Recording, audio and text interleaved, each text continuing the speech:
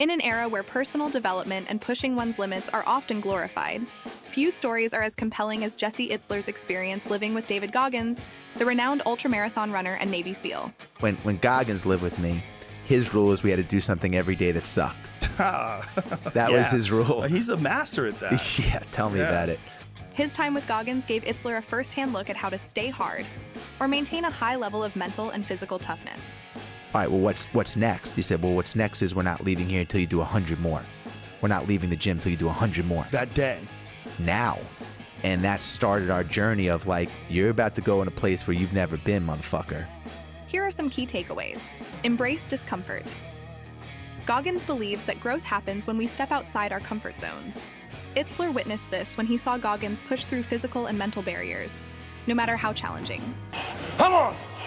Get it! 17! You don't know me, son! Get it! 18! You don't know me, son! Get it! 19! You don't know me, son! Yeah!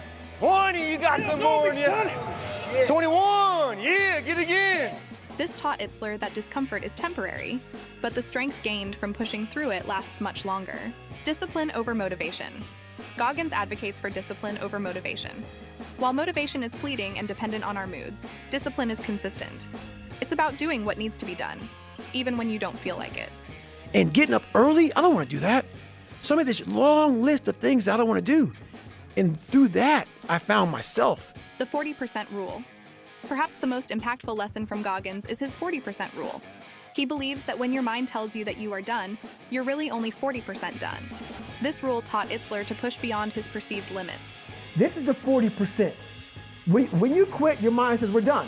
So it doesn't expand. There's no expansion when you quit. When you say, fuck you, this sucks, I'm drowning, I'm miserable, I'm suffering, I'm broken, but I'm not going anywhere. What happens to your mind is it does this. It says, fuck, he's not leaving. So we gotta expand. We gotta grow. Callous your mind. Goggins often talks about callousing your mind just like you would your hands.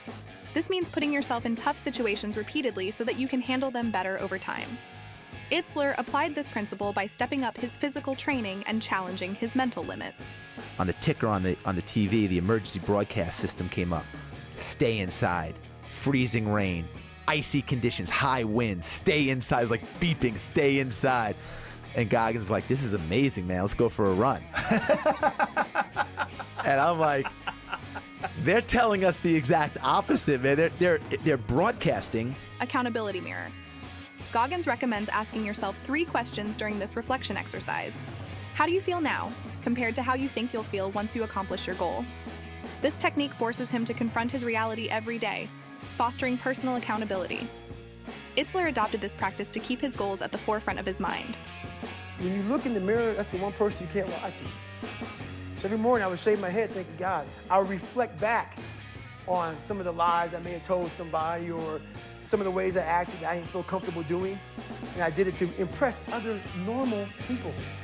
The key word there is normal, everyday people. I was trying to make other people like me.